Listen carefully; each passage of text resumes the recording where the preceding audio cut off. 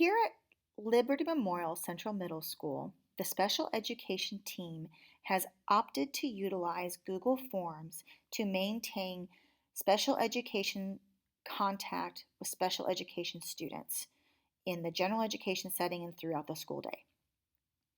So, as a paraeducator or related service provider, you may be asked to log your contact with the students. By using Google Forms, this makes it a lot easier and more streamlined, and it doesn't require you to do a lot of handwritten noting.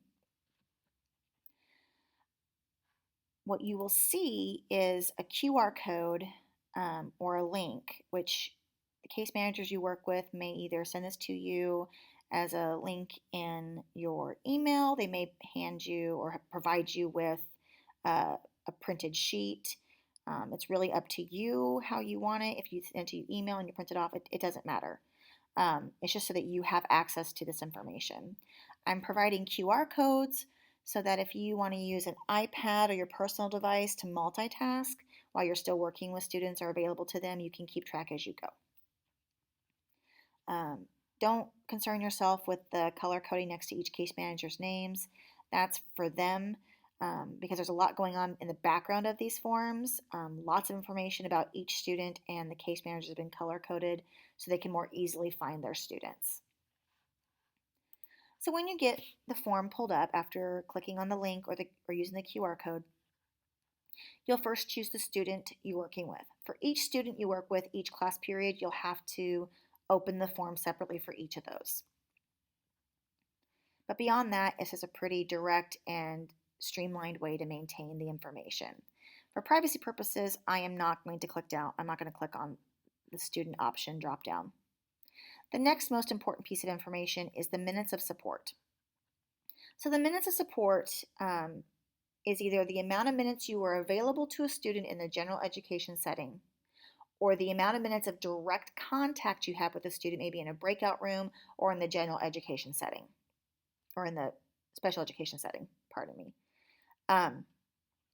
So I created these in 5-minute intervals to make it easier. If you're with a student for 13, 14 minutes, you can choose 15 minutes.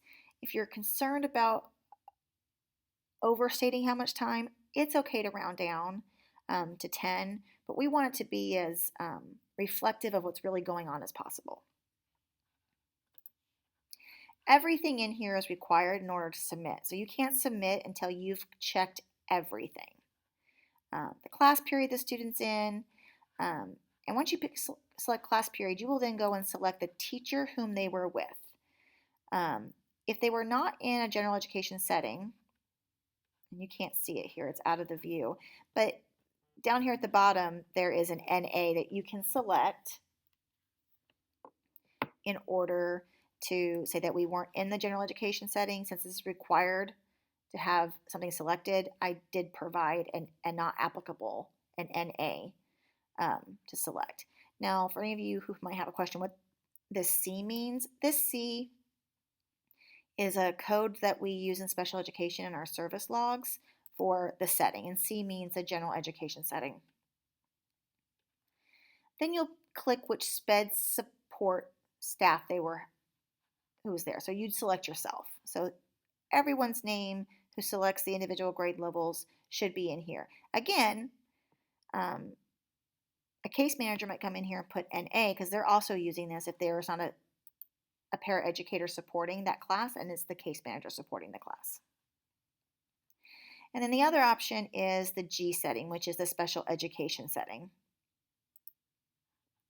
And you click the teacher or NA if you weren't in the special education setting. And then we have modes of instruction. So if a student is been given independent work and the screen is open and available and you're just sitting there waiting for them to ask you questions, that would be considered asynchronous work, independent work. You're not helping them, they're not getting instruction, but you're still available to them. Much like in brick and mortar, you're sitting in the room, you're available to them while they work independently and they can ask you questions.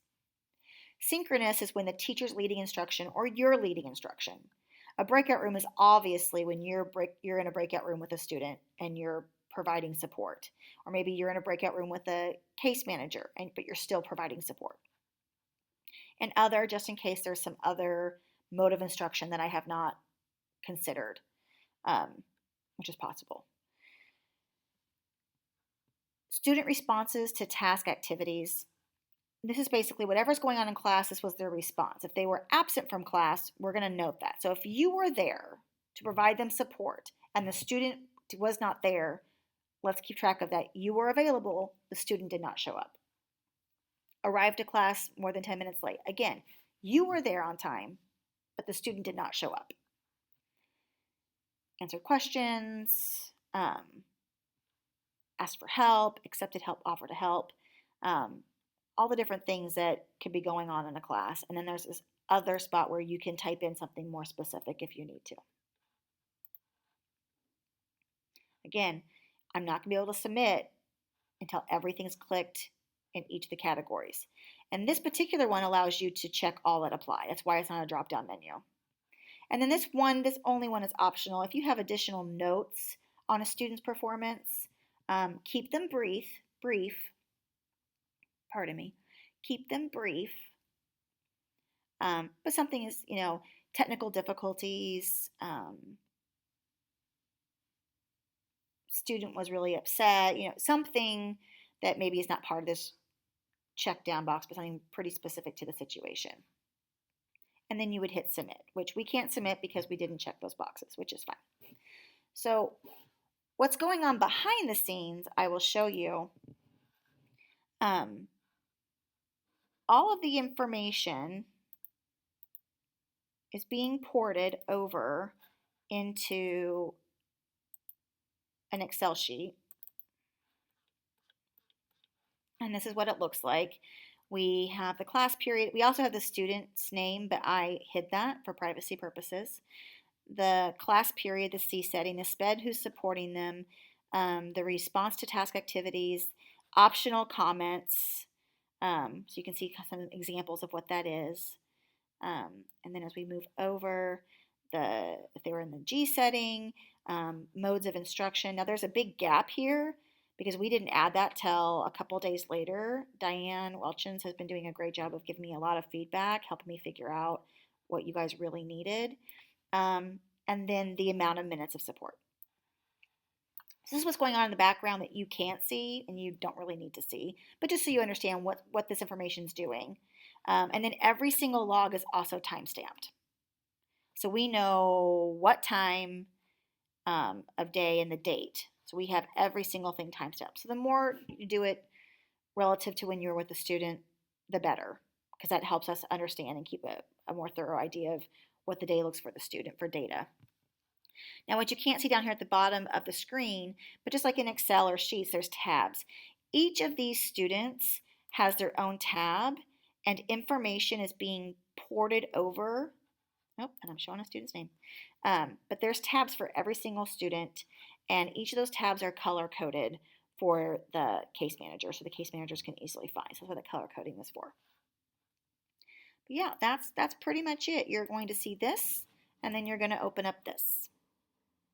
And we really appreciate all your help and support in maintaining this information and keeping track of things.